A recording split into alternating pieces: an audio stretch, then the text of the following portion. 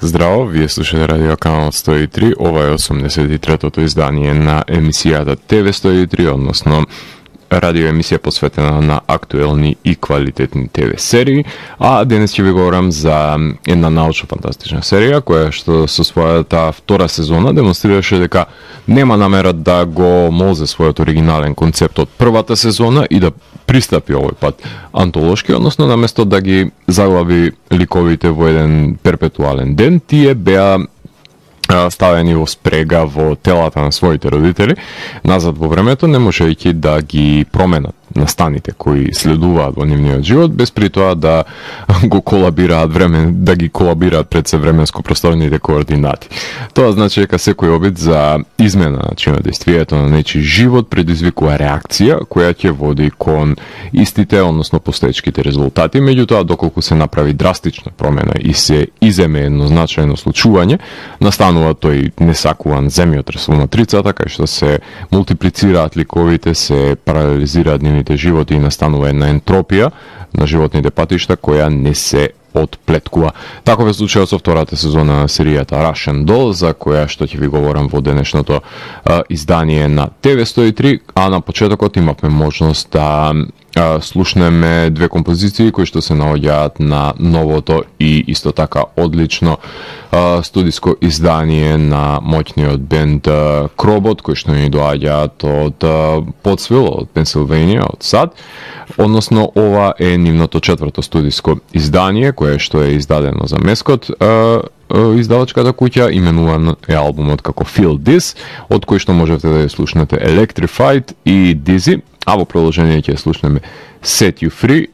како најава потоа ќе следува и за престојната втора сезона на Russian Doll, едно кратко интро за што може да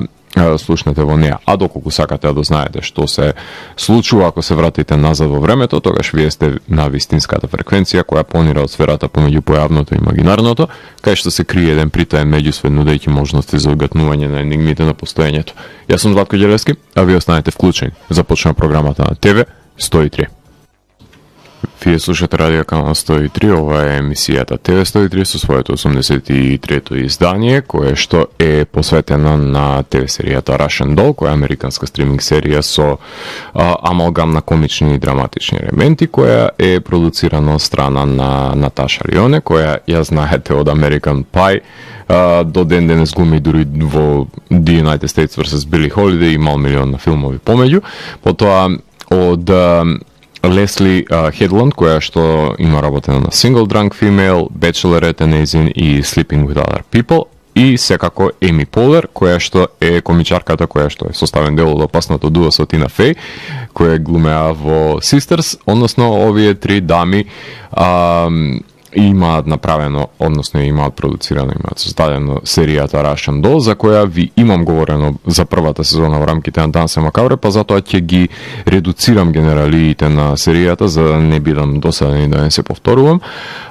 Втората сезона беше објавена во целост на Netflix, што е одличен потек за инстантно консумирање на истата, затоа што е составена од получасовни епизоди, буквално во двете сезони беше таков случајот, односно првата беше објавена 1 февруари 2019 со 8 епизоди по половина час, што значи дека се гледа за 4 часа, а втората сезона брои 7 епизоди, беше објавена во оваа година и што значи дека се гледа за 3,5 часа. Од хиперпродукцијата на стриминг гигантот Netflix, секако дека може да се погледнат ТВ сериите кои што се актуелни: Stranger Things, Savage Beauty, The Lincoln Lawyer, The Pentaverate, Vampire in the Garden, а во најава се First Kill, The Sandman, Resident Evil, The Midnight Club, God's Favorite Idiots, Man vs. Bee, Boo и Boo Beach, Uncoupled, Spriggan и Bastard Heavy Metal, како и Dark Fantasy, односно. И нема да ви напоменам сапуниците кои што ги купуваат за ефтини пари од Индија, од Турција и од Португалија. Многу малку гледам од нив и не би можел да ви говорам конкретно за што точно содржат Тие доволно сум гледал по една сезона од сето таа планина на серии и не остануваат пари очигледно за продолжување на квалитетните американски серии од тие причини, само затоа што нели треба да се задоволи големата популација која говори на индиски и латиноамерикански, меѓутоа купувањето на просечниот материјал е причината зашто милиони претплатници во рамките на оваа година започнаа да ги откажуваат своите претплати на стриминг сервисот и тоа најчесто секојдневно се случува во текот на оваа година. Има удели поскапувањето на претплатата и неефикасното пребарување и постојаното бришање содржина од другите продукции, но тоа се неколку значајни фактори зашто најголемиот стример на светот самиот си го копа гробот и потоа другите ќе му бидат виновни. Ова го кажувам затоа што не сакам да не биде обновена серијата Russian Doll, само затоа може нели да купат 10 индиски серии, на пример. Russian Doll, заборавив да ви напоменам дека втората сезона имаше премиера, втората сезона беше обновена, значи 2019-та, а имаше премиера на 20 април 2022 година. Во првата сезона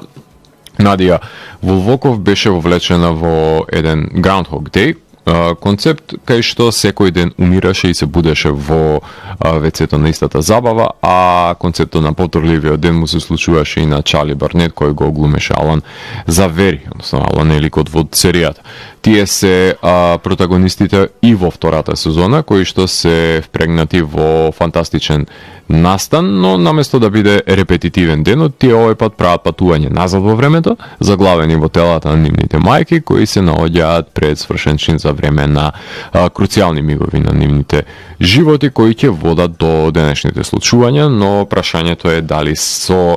поразличните одлуки кои би ги преземале, би се променил текот на нивниот живот. Секоја промена во време просторот води кон истиот предодреден резултат, освен ако не биде направена круцијалната промена која ги тангира нив како ликови, со оглед на тоа што Надја ќе добие порив да се донесе себе си во денешницата, што би предизвикало лавина на нелогичности во континуумот на време просторот, последици со кои сите треба да се носат. Наставно се случува 10 дена пред 40-тиот роден ден на Надја, класична криза на идентитет, пред да биде вратена во времето во метро во 1982 година во Нью Йорк на Абел Ферара и Мартин Скорсезе, кога незината мајка е бремена со неа. Таа е пред цел потрага по златниците Кругеранц, кои тогаш биле украдени од незината фамилија, но сите измени водат до константата на губењето на богатството пред се. Иако беше најавено снимањето на втората сезона во март 2020 година, поради COVID пандемијата беше закажано за март 2021 година, завршувајќи со снимање во метро во Будимпешта со оглед на тоа што ликот Надја е попотекла од Унгарија. Науен, Coney Island Baby,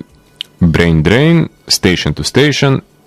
Exquisite Corpse, Schrodinger's Root и Матриошка се насловите на 7-те епизоди од втората сезона.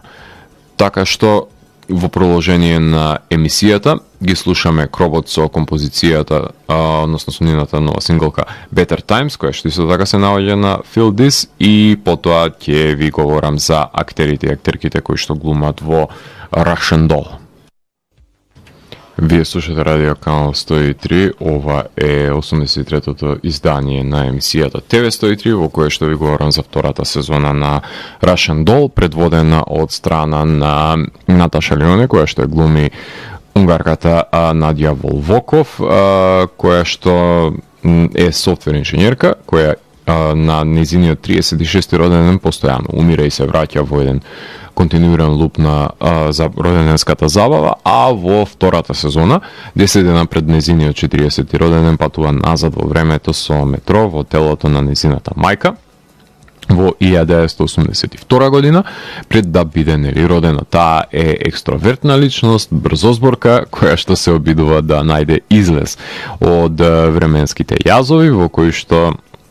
секогаш пропаѓа околу за време на нејзиниот роден ден и како ескапизам од екзистенцијалната криза во која што нели е впрегната. Брук Тимбер ја глуми во младата итерација Надја, која што е вистински двигател на серијата со оглед на тоа што приоѓа со една енергија која не може да се равни со ниту еден друг лик во неа и едноставно го збогатува секој кадар во кој што таа се појавува покрај неа. Ја имаме Грета Ли како Максин, таа е пријателката на Надја која ја организира нејзината роденденска забава, која е исто така споредна улога во втората сезона. Да не заборавиме кога е Максим во прашање и Лизи, односно артистката која што ја глуми Ребека Хендерсон, пријателка на Надја е заедно со Максин. Елизабет Ешли ја глуми Рут Бренер, односно таа е терапевката која е пријателка со мајката на Надја и со самата Надја. Во првата сезона како млада, односно и во втората сезона како млада итерација на ликот на Рут се појавува Кейт Дженингс Грант и Ен Марфи како итерации во првата и во втората сезона на младата Рут. Да не го забравиме тука и антиподот на Надја, односно Алан Завери, кој што го глуми Чарли Барнет. Тоа е мажот кој што е заглавен во Луп, исто како и Надја, кој во втората сезона се враќа во Берлин пред падот на ѕидот во телото на неговата мајка, која што не може да испречи терористите во нивните цели, без разлика на тоа што им кажува дека за не цела деценија ќе биде срушен ѕидот против кој што тие се борат, меѓутоа нема да може да го спречи нивното одење буквално не само со главата во ѕид, туку и со губењето на нивниот живот во обид, да се привлече внимание дека нема потреба од постоењето на поделената источна и западна Германија. Меѓутоа и Чарли како и односно и Алан како и Надја ќе се огледаат дека на кој начин да се обидат да интервенираат или да влијаат врз самата историја, нема да се случи драстична промена со која што би настанале подобрувања во иднината, меѓутоа би имало реперкусија додека доколку би си поиграле со себе си, односно доколку себе си би се изземале од равенката, имајќи ја таа можност нели да се пресретнат со раѓањето на себе си, како што е во случајот со Надја, која што сака да се повлече во иднината и при тоа драстично нарушување на текот на време-просторот, таа се става во позиција да го прекрши континуумот и да настане еден сеопшт хаос, односно една ентропија во која што имаме мултиплицирани ликови, паралелизирано постоење на починати со живи, односно се мешаат мултиверзуми и настанува една калеидоскопска какофонија, ако можем така да ја наречам, на се што им е мило и драго одеднаш и тоа сега. Покрај Алан и Надја ја имаме и во серијата може да ја забележиме Ленора Волвоков, односно неа ја глуми Клој Севињи во втората сезона, ја имаме во одразите во огледалото со оглед на тоа што таа е мајката на Надја, која што ја гледаме како е бремена со неа во втората сезона и секако е еден конститутивен елемент, една константа во двете сезони е Брендан Секстон, трети кој што го глуми ликот Хорс, тоа е бездомникот кому Надја му помага во дадени ситуации, односно тоа е дворскиот шут кој што го има и во временскиот луп и во втората сезона. Уште да ги напоменеме од првата, да не останат неспомнати, кој што Јил Васкес, кој што го глуми Џон Реес, односно тоа е поранешниот дечко на Надја, кој моментално е во процес на развод на неговата сопруга и нема улога во втората сезона, исто како и Беатрис, која што е заедно со Майк Кершо, значи тие се ставени на маргините затоа што не се излишни во втората сезона и фокусот е повеќе ставен на соодносот на Рут со Надја и на враќањето во времето на Надја и на Ален, за да може да ги променат нештата или па нештата да останат такви какви што се. За да слушнете за како вид на хаотично станува збор во втората сезона, ќе ве препуштам во рацете на самата Надја, односно Наташа Леоне, да ви објасни за што точно станува збор во ова бизарна научно-фантастична ТВ серија. Тоа беше Наташа Леоне која ви објасни што точно ве очекува во втората сезона на Russian Doll. А во продолжение на емисијата ќе прокоментирам за неколку спецификации кои што ги поседува ова серија. За жал нема некаква синонифицитарна најава, кратки се епизодите и само се на титлокарта се најавуваат, со тоа што Наташа Леоне режира 3 епизоди од втората сезона на Russian Doll и Алекс Буоно режира 4 епизоди. Е преполовена серијата малтени на овие автори, а музиката, која што на крајот на емисијата ќе имате можност да ја слушнете, е ја работи одлично Џо Вонг, каде што се реферирани, односно се употребуваат референци на 1982 на музички план, така што има доста синтесайзер во самиот скор, што е воочливо само по себе, значи синтве влијанијата се на прво место и тоа е доминантно во самиот скор на Џо Вонг, кој што од една страна е торпедирање на музичкото милие на 80-тите во овие рамки, меѓутоа сепак е работено со сензибилитет кој што е поблизок до денешната продукција, иако има и аналогни призвуци кои што може да забележите. Секако Баухаус мислам дека е музичката инспирација дури за самиот скор. Убеден сум дека има една композиција која што ќе слушате на крајот, која што е под силно влијание на Бела Лугошис Дед, која што исто така е на одличен начин употребена во серијата, секако дека употребена и Personal Jesus, меѓутоа буквално црешната на шлагот на тортата е Shine on Your Crazy Diamond на Pink Floyd, со која што се завршува и самата сезона и буквално ја посочува проблематиката на како да се живее со секупното знаење и сознание кое што го има за нејзината екзистенција самиот лик на Надја. А сценографијата, како што и самата посочи, е една реминесцентно навраќање на Нью Йорк, на Абел Ферара, односно на неговиот Бед Лутенент, потоа на Касаветис, на таа валканата страна на Нью Йорк, каде што животот не се давало голема цена на него, меѓутоа имало една гнасотија и смрдеж која што е препознатлив барем за тие години, со оглед на тоа што луѓето со кои што живееле тоа што кои сум имал можност да правам интервјуа, да разговарам, ми потврдува дека да, животот во Нью Йорк во 80-тите беше доста ризичен, посебно околу 42nd Street. Така што снимено е поглед на самото метро, на становите, како изгледаат денес визави, како е интериерот во 80-тите, односно сепак акцентот е ставен на временското патешествие наназад, ако акцентот беше ставен на денешницата во првата сезона, во втората е 82 во преден план. Така што Кристик и Урсула Понтикос се директорите на фотографија, односно тие се кинематограферката кои што ги кадрираат сцените со јасна индикација дека настанува своевидно навраќање во 80-тите години преку самото метро и така што мора да се користат и изразни средства кои што се подоминантни во 80-тите за разлика од денес. Поглед на монтажата, јасно е течението кога се одразува тој така наречен скок во време и во 30-минутни епизоди не може во секој случај ниту едно од нив да ви стане доволно досадно, така што вниманието на гледачот и тоа како е фокусирано и задржано поглед на костимографијата и шминката се уште неш потенцирам дека станува збор за 1982 година, значи модата на и облеката и начинот на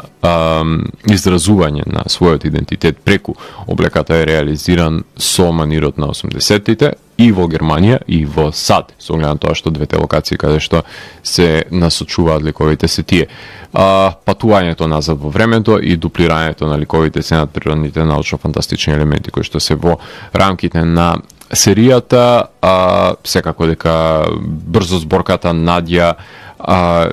мора да дојде во преден план за да ги наметне незините шеги и има дури интернационални и интердименционални досетки кои што ги протнува, а секако најкомично за мене беше ситуацијата во која што таа се раѓа и случаен минувач кој што го забележува чудото од незиното раѓање ја позајмува неговата мајца со кратки ракави од Ван Хейлен, во кој што таа за прв пат е повиена, така што да не бидете зачудени зашто изгледа и се однесува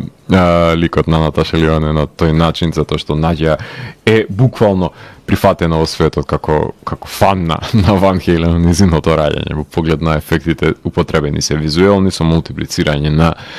ликовите во кршењето на време просторот, а флешбек е буквално цела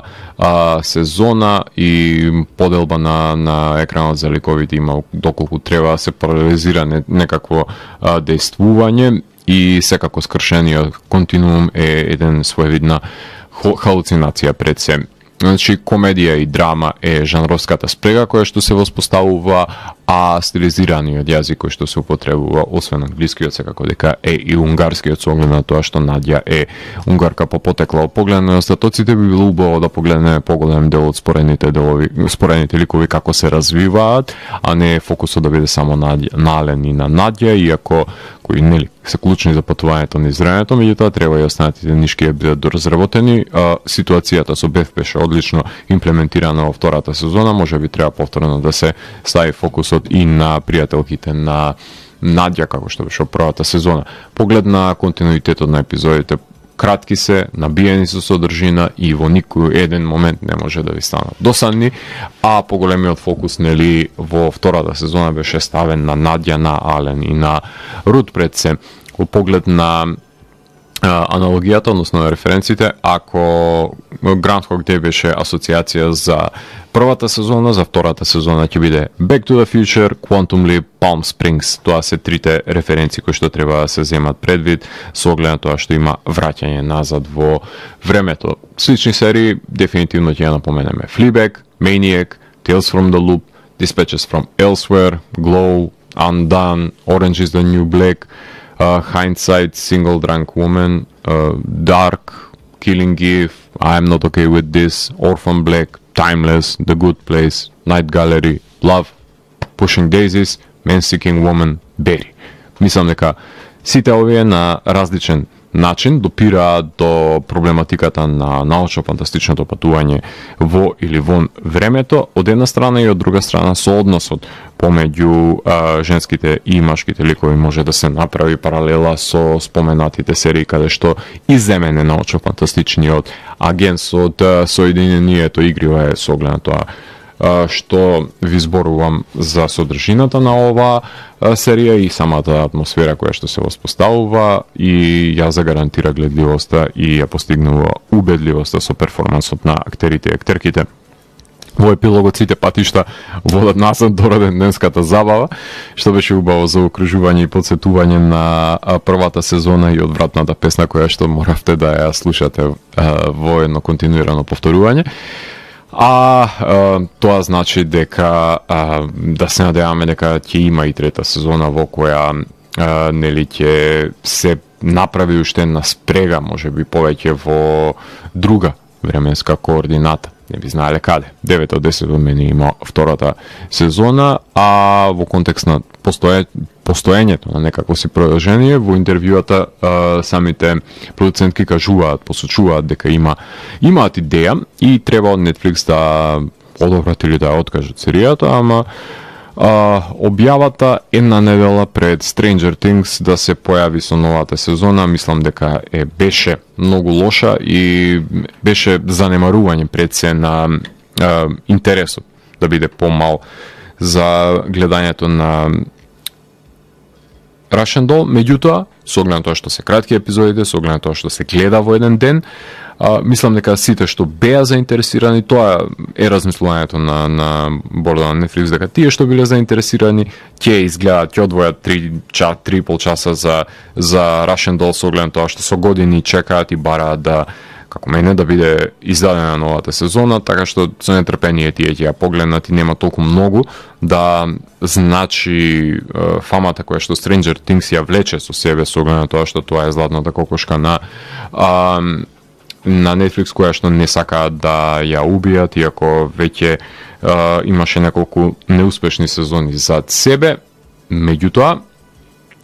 сметам дека треба да се даде поголемо внимание на Russian Doll, заради тоа што трите дами кои што ја работат ова серија создадоа еден уникатен диамант кој што и тоа како ќе сјае долго, со оглед на тоа што секојаш со креативен пристап приоѓаат на проблемите кои ги разработуваат со помош на милието на научната фантастика, меѓутоа секојаш акцентот е ставен на тој меѓучовечкиот однос и губењето во денешницата и потребите и целите индустриите кои што пред се ги има вечниот талкач, која што е Надја, како што е во ова сезона. А за самиот крај на емисијата ќе слушнеме Electric Mountain со композиции кои што се наоѓаат на нивниот албум Valley Giant, односно ова е италијанскиот бенд од Сардинија кој што издава за Electric Valley Records, односно стана збор за психоделичен рок-н-рол со heavy psych, нели комбинацијата со стонер и думе елементи по нив. Ќе ги слушаме Sargent, се извинувам, Thunderhoof, односно тоа е моќниот бенд кој што ни доаѓа од Беф, од Обединетото кралство. Уште една комбинација помеѓу heavy psychedelic звук, односно heavy psych во комбинација со стонер елементи и